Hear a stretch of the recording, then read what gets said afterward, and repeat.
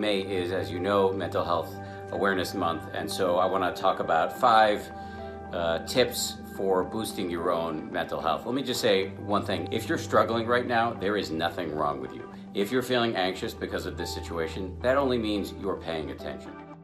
One is sleep.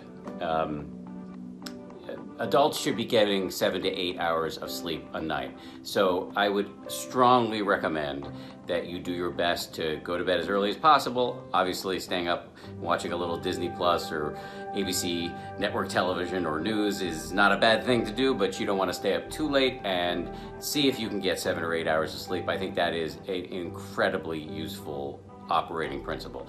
Another tip is to exercise, or just to get some movement in your daily life. There's an enormous amount of evidence that shows that getting your heart rate up can really help with things like depression and anxiety. Third tip is meditation. This has, for way too long, meditation has had a reputation of being something exotic or for hippies.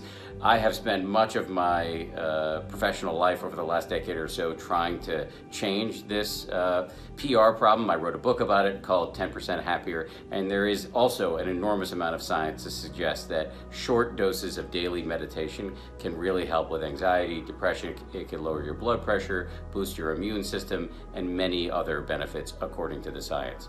Fourth tip is to get some nature. This often can be paired with the second tip, which is to do some movement.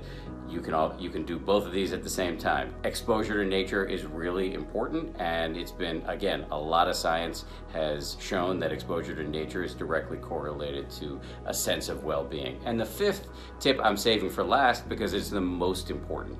We are social creatures. We are wired for social connection. That is really difficult in a time of social distancing, but getting that social connection is the most important thing you can do, in my opinion, and this is based on having looked at a lot of the science, for your own mental health. If you're on your own right now, make it a point to make phone calls, and even better, video calls to people you care about, and talk to them.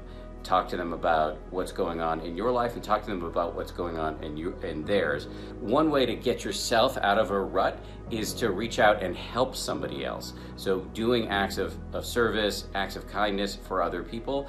While this can sound a little, I don't know, cliche, there's an enormous amount of evidence that can jar you out of your own rut, often we get into sort of self-centered ruts, but helping other people can really be beneficial.